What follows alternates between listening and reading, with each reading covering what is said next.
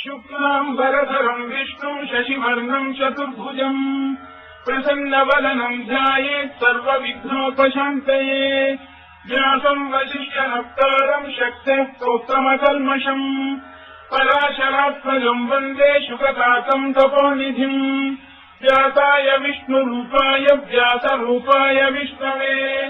नमो वै ब्रह्मनिधये वासिष्ठाय नमो नमः अविकाराय शुद्धाय नित्याय परमात्मने सदैकरूपरूपाय विष्णवे सर्वजिष्णवे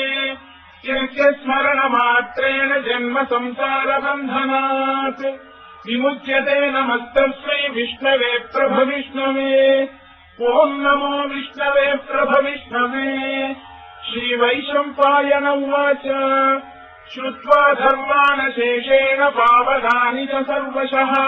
युधिष्ठिरः शान्तनवम् पुनरेवाभ्यभाषत युधिष्ठिर उवाच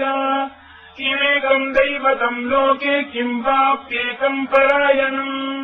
स्तुवन्तः कङ्कमत्यन्तः प्राप्नुर्मानवाशुभम् को धर्मः सर्वधर्माणाम् भवतः परमो मतः किम् जपन्मुच्यते जन्तुर्जन्म संसारबन्धनात् श्रीभीष्मोवाच जगत्प्रभुम् देवदेवमनन्तम् पुरुषोत्तमम् स्तुवन्नाम सहस्रेण पुरुषस्तततोत्थितः तमेव चार्चयन् नित्यम् भक्त्या पुरुषमव्ययम्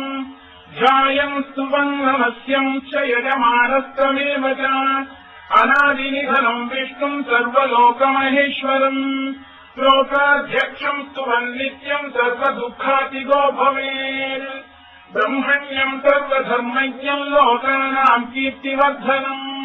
लोकनाथम् महद्भूतम् सर्वभूतभवोद्भवम् एष मे सर्वधर्माणाम् धर्मोऽधिकतमो मतः यद्भक्त्या पुण्डरीकाक्षम् स्तवैरर्चेन्नरः सदा परमम् यो महत्तेजः परमम् यो महत्तपः परमम् यो महद्ब्रह्म परमम् यः परायणम् पवित्राणाम् पवित्रम् यो मङ्गलानाम् च मङ्गलम् दैवतम् देवतानाम् च भूतानाम् यो व्ययत्रिया यतः सर्वाणि भूतानि भवन्त्यादियुगागमे यस्मिंश्च प्रलयम् यान्ति पुनरेव युगक्षये तस्य लोकप्रधानस्य जगन्नाथस्य भूपते विष्णोर्नाम सहस्रम् मे शृणु पापभयापहम् यानि नामानि गौणानि विख्यातानि महात्मनः ऋषिभिः परिगीतानि तानि वक्ष्यामि भूतये ऋषिर्नाम्नाम् सहस्रस्य वेदव्यासो महामुनिः छन्दोऽनुष्टुप् तथा देवो भगवान् देवकीसुतः अमृताम् शुद्धवो बीजम् शक्तिर्देवकीनन्दनः कृतामाहृदयम् तस्य शान्त्यर्थे विनियुज्यते विष्णुम् जिष्णुम् महाविष्णुम् प्रभविष्णुम् महेश्वरम् अनेकरूपदैत्यान्तम् नमामि पुरुषोत्तमम् अस्य श्रीविष्णोर्दिव्यसहस्रनामस्तोत्रमहामन्त्रस्य श्रीवेदव्यासो भगवान् ऋषिः अनुष्टुप्छन्दः श्रीमहाविष्णुः परमात्मा श्रीमन्नारायणो देवता अमृताम् शुद्धवो भानुरिति बीजम्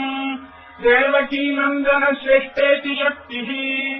उद्भवः क्षोभणो देव इति परमो मन्त्रः धर इत्यस्त्रम् रथाङ्गपाणिरक्षोभ्य इति नेत्रम् कृतावासामदस्वामेति कवचम् आनन्दम् परब्रह्मेति योनिः ऋतुः सुदर्शनकाल इति दिग्बन्धः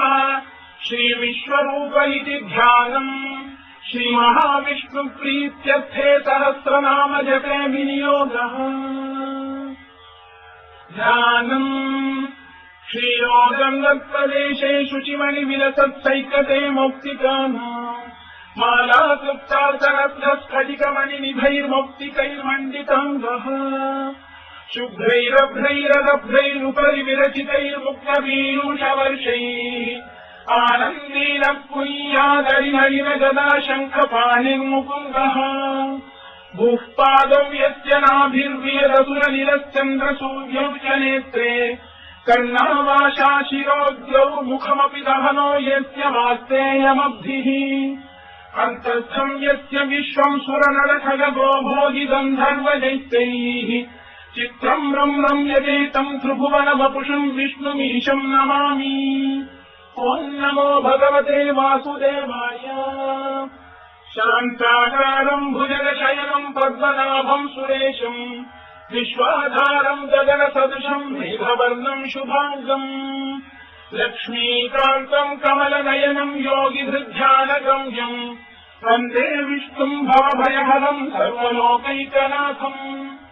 मेघश्यामम् पीतकौशेयवासम् श्रीवत्साङ्कम् कौस्तुभोद्भासिताङ्गम् पुण्योपेतम् पुण्डरीकायताक्षम् विष्णुम् वन्दे सर्वलोकैकनाथम्। नमः समस्तभूतानामादिभूताय भूभृते अनेकरूपरूपाय विष्णवे प्रभविष्णवे सशङ्खचक्रम् सकिरीटकुण्डलम् सपीतवस्त्रम् सरसीरुहेक्षणम् सहारवक्षस्थलशोभिकौस्तुभम् नमामि विष्णुम् शिरसा चतुर्भुजम् छायायाम् पारिजातस्य हेम सिंहासनोपरि आसीनमम्बुदश्याममायताक्षमलङ्कृतम् चन्द्राननम् चतुर्बाहुम् श्रीवत्साङ्कितवक्षसम् रुक्मिणी सत्यभामाभ्याम् सहितम् कृष्णमाश्रये।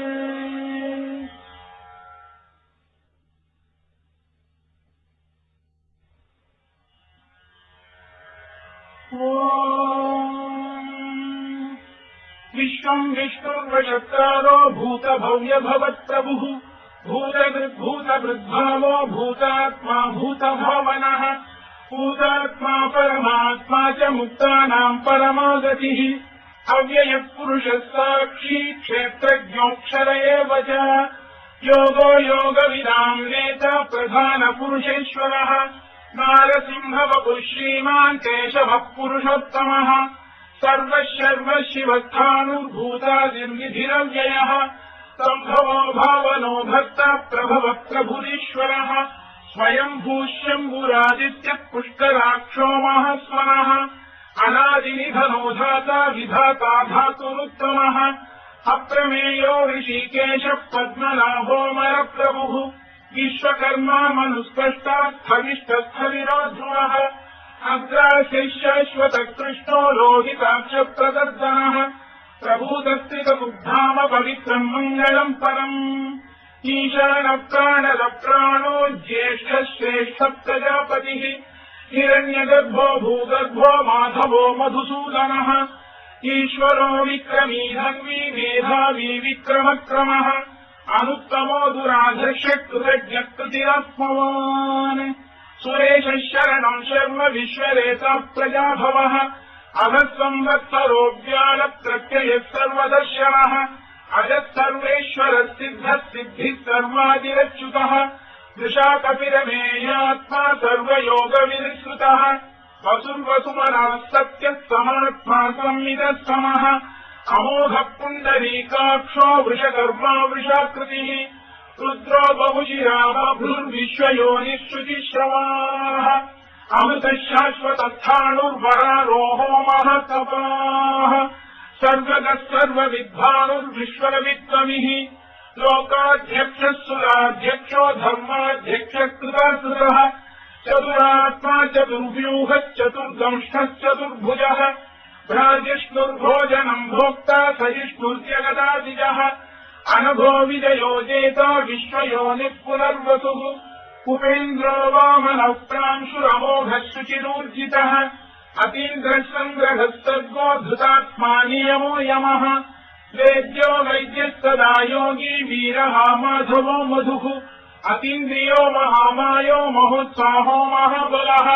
महाबुद्धिर्महावीर्यो महाशक्तिर्महाद्युतिः अनिर्देश्यवपुः श्रीमान् अनेयात्मा महाधृधृ महेश्वासो महीभक्तः श्रीनिवासः सताङ्गतिः अनिरुद्धः सुरानन्दो गोविन्दो गोविदाम्पतिः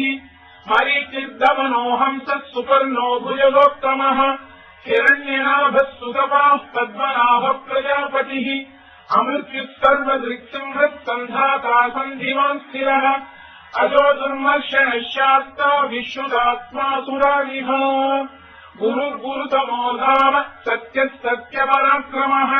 निमिषो निमिषस्रग्वी वाचस्पतिरुदारधीः अग्रणी ब्राह्मणी श्रीमान् न्यायो नेता समीरणः सहस्रमूर्धा विश्वात्मा सहस्राक्षः सहस्रपात् आवर्तनो निवृत्तात्मा संवृतः सम्प्रवर्जनः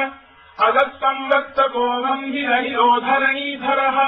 सुप्रसादप्रसन्नात्मा विश्वधृत् विश्वभुक् विभुः सत्कर्ता सत्कृतः साधुर्जन्धुर्नारायणो नरः असङ्ख्येयो प्रमेयात्मा विशिष्टः शिष्टकृच्छुचिः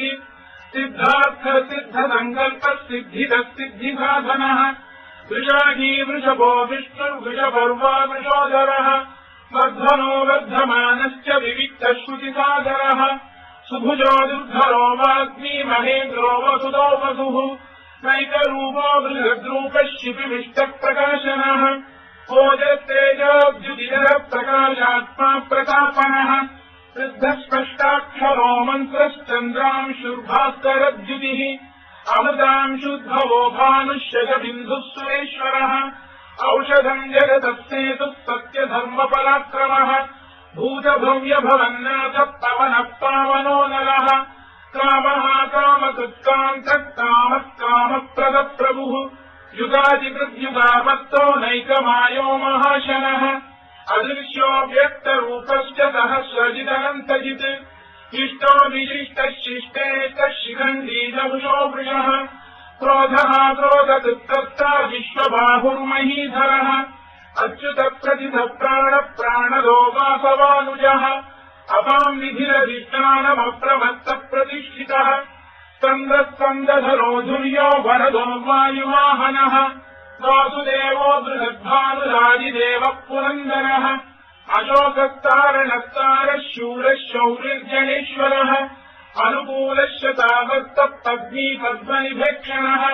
पद्मनाभो रविन्दाक्षः पद्मगर्भः शरीरभृत् महद्भिर्वृद्धो वृद्धात्मा महाक्षो गरुडध्वजः अतुलशरभो भीमः समयज्ञो हविर्हरिः सर्वलक्षणलक्षण्यो लक्ष्मीवान् समितिञ्जयः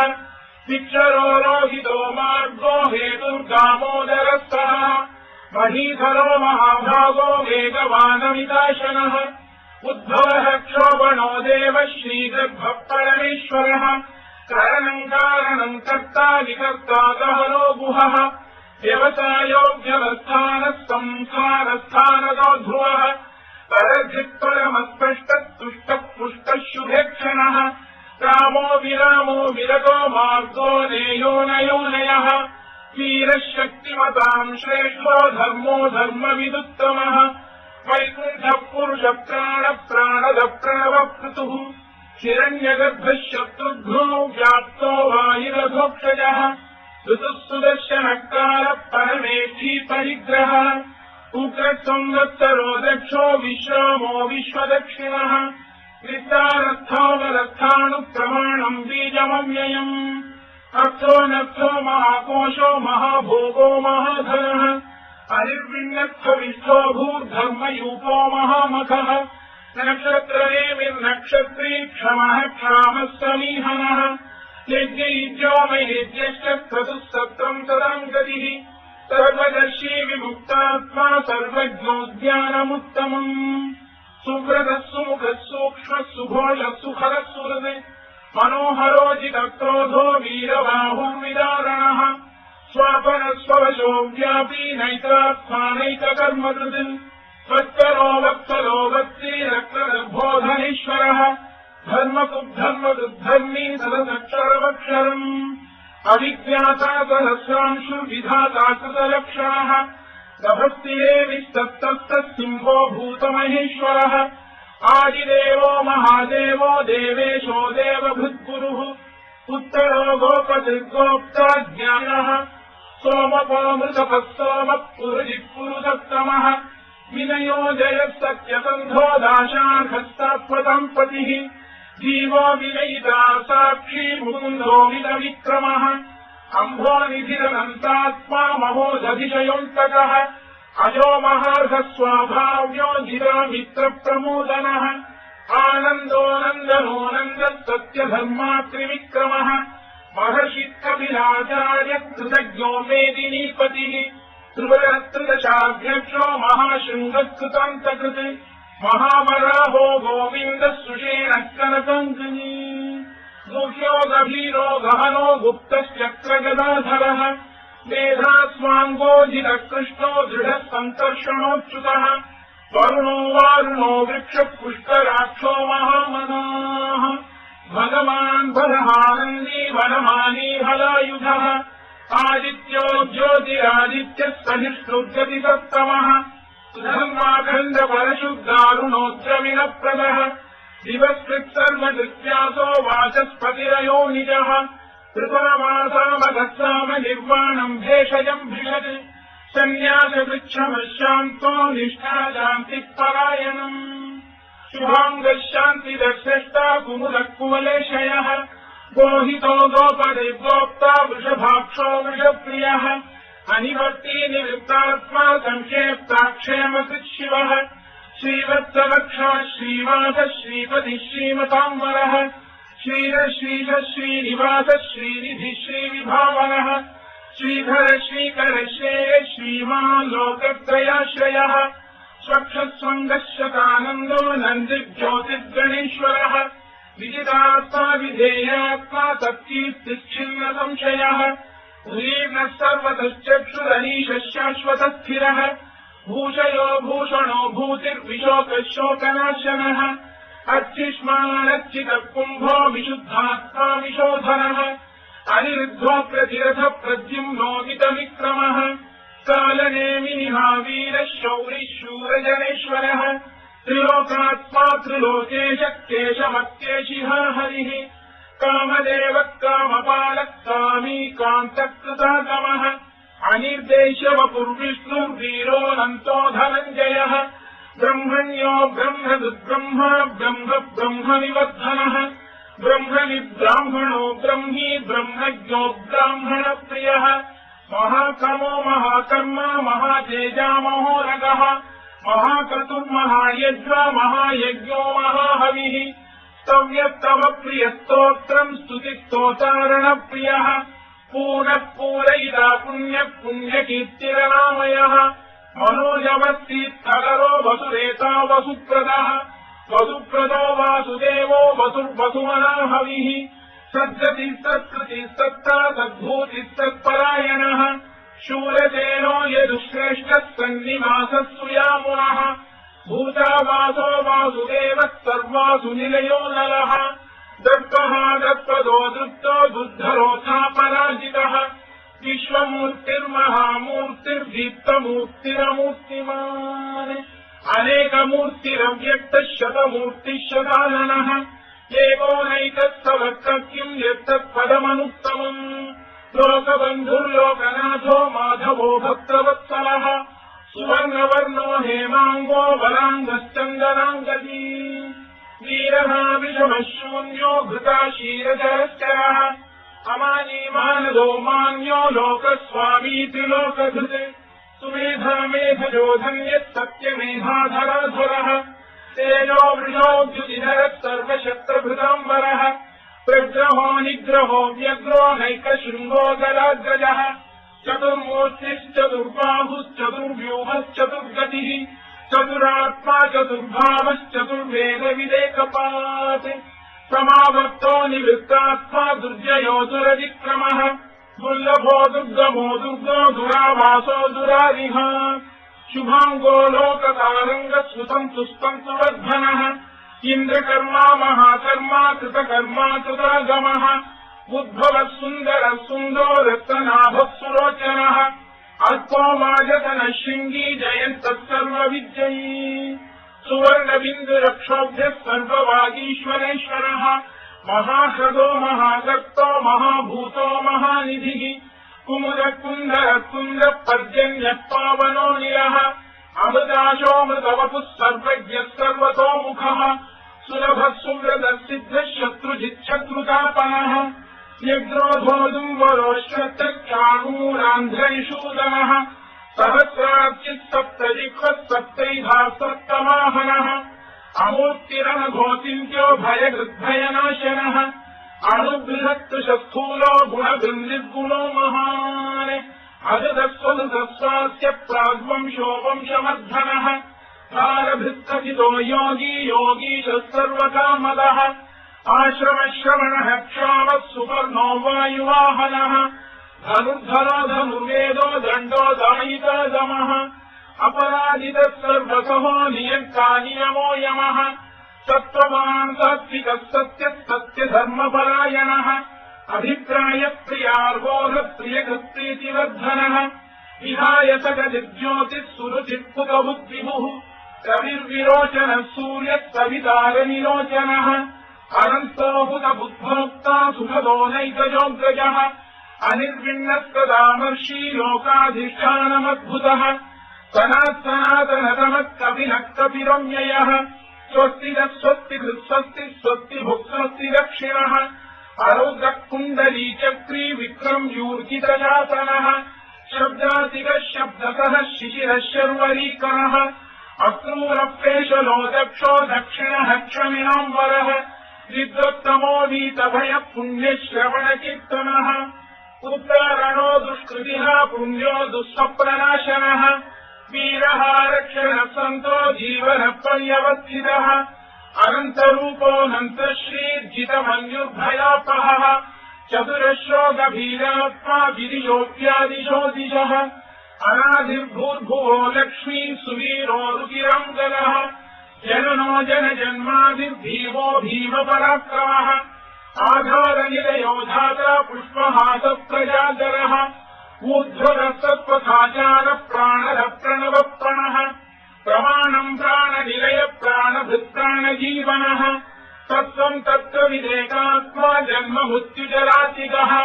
भूर्भुवः स्वस्तरुस्तारः सविता प्रपितामहः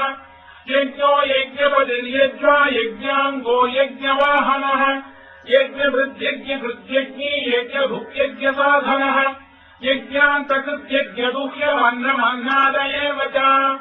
आत्मयोनिः स्वयम् जातो मैखानः सामगायनः देवकीनन्दनः स्रष्टा क्षितीशः पापनाशनः शङ्खबृन्नन्दकी चक्री शार्ङ्गधन्वागदाधरः तथाङ्गपाणिरक्षोभ्यः सर्वप्रहरणायुधः सर्वप्रहरणायुधोऽं नम इति परमाली गदीशाङ्गी शङ्खी चक्री च नन्दकी श्रीमान्नारायणो विष्णुर्वासुदेवोऽभिरक्षतु परमाली गदीशाङ्गी शङ्खी चक्री च नन्दकी श्रीमान्नारायणो विष्णुर्वासुदेवोऽभिरक्षतु परमाली गदीशाङ्गी शङ्खी चक्री च नन्दकी श्रीमान्नारायणो विष्णुर्वासुदेवोऽभिरक्षतु इतीदम् कीर्तनीयस्य केशवस्य महात्मनः नाम्नाम् सहस्रम् दिव्यानामशेषेण प्रकीर्तितम् यैदम् शृणुयाम् नित्यम् यश्चापि परिकीर्तयेत् नाशुभम् प्राप्नुयात् किञ्चित् सोमुत्रेह च मानवः वेदान्तको ब्राह्मणस्य क्षत्रियो विजयी भवेत् वैश्यो धनसमृद्धस्य क्षुद्रः सुखमवाप्नुयात् धर्मार्थी प्राप्नुयात् धर्ममर्थार्थी चाप्नुयात् कामानवाप्नुयात् कामी प्रजार्थी चाप्नुयात् प्रजाम् भक्तिमान् यः सदोत्थाय शुचिस्तद्गतमानसः सहस्रम् वासुदेवस्य नाम्नामेतत्र कीर्तयेत् यशः प्राप्नोति विपुलम् याति प्राधान्यमेव च अचलाम् श्रियमाप्नोति श्रेयः प्राप्नोत्यनुत्तमम् न भयम् क्वचिदाप्नोति वीर्यम् तेजश्च विन्दति भवत्य रोगोद्युतिमान् बलरूपगुणान्वितः रोगात्तो मुच्यते रोगाद्बद्धो मुच्येत बन्धनात् भयान्मुच्येत भीतस्तु मुच्येतापन्नः दुर्गाण्यतितरस्याशु पुरुषः पुरुषोत्तमम् सुवन्नाम सहस्रेण नित्यम् भक्तिसमन्वितः वासुदेवाश्रयो मर्त्यो वासुदेवपरायणः सर्वपापविशुद्धात्मा याति ब्रह्म सनातनम् न वासुदेव भक्तानामशुभम् विद्यते क्वचित् जन्म मृत्युजरा व्याधि भयम् नैवोपजायते इमम् तव मधीयानः श्रद्धा भक्तिसमन्वितः युज्येतात्मसु कक्षान्ति श्रीधृति स्तुतिकीर्तिभिः न क्रोधो न मात्सर्यम् न लोभो न शुभमतिः भवन्ति कृतपुण्यानाम् भक्तानाम् पुरुषोत्तमे द्यौस्तचन्द्रार्कनक्षत्राखम् दिशो भूर्महो दधिः वासुदेवस्य वीर्येण विदधानि महात्मनः ससुरासुरगन्धर्वम् स यक्षोरगराक्षसम् जगत्वशे वर्ततेदम् कृष्णस्य दशराचरम्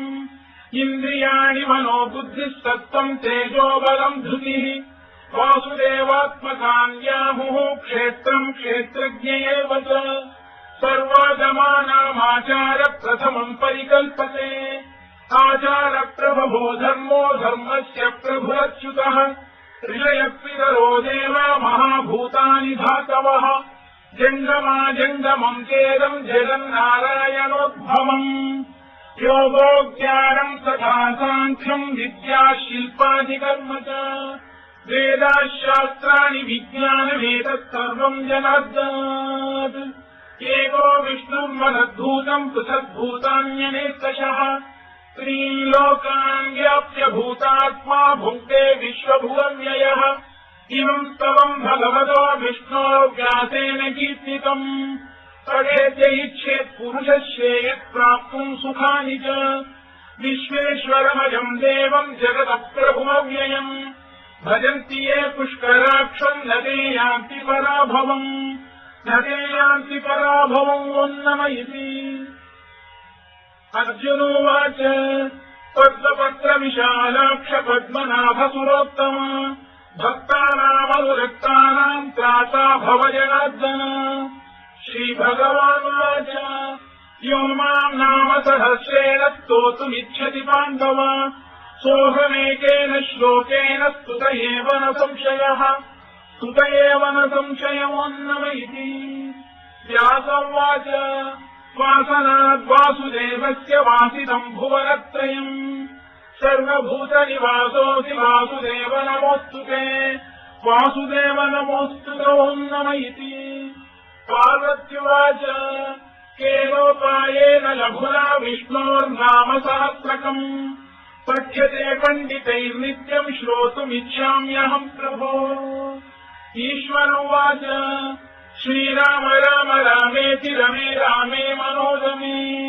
सहस्रनाम तत्तुल्यम् राम नाम वरानने श्रीराम राम रामेति रमे रामे मनोरमे सहस्रनाम तत्तुल्यम् राम नाम वरानने श्रीराम राम रामेति रमे रामे मनोरमे सहस्रनाम तत्तुल्यम् राम नाम वरानने राम नाम वरानन वन्नम इति ब्रह्मोवाच नमोऽस्तनन्ताय सहस्रमूर्तये सहस्रपादाक्षि शिरोरुबाहवे सहस्रनाम्ने पुरुषाय शाश्वते सहस्रकोटियुगधारिणे नमः सहस्रकोटियुगधारिणे नमोऽन्नम इति सञ्जय उवाच यत्र योगेश्वर कृष्णो यत्र पार्थो धनुर्धरः तत्र श्रीविजयो भूतिर्ध्रुवानीतिर्मतिम् मम श्रीभगवानुवाच अनन्याश्चिन्तयन्तो माम् ये जनाः पर्युपासते तेषाम् नित्याभियुक्तानाम् योगक्षेमम् वहाम्यहम् परित्राणाय साधूनाम् विनाशाय च दुष्कृताम् धर्म संस्थापनार्थाय सम्भवामि युगे युगे आर्ता विषण्णाः शिथिलाश्च भीता घोरेषु च व्याधिषु वर्तमानाः सङ्कीर्त्य नारायण शब्दमात्रम् विमुक्तदुःखाः सुखिनो भवन्तु कायेन वाचा मनसेन्द्रियैर्वा बुद्ध्यात्मना वा प्रकृते स्वभावात् करोमि यद्यत् सकलम् परस्मै नारायणायेति समर्पयामि।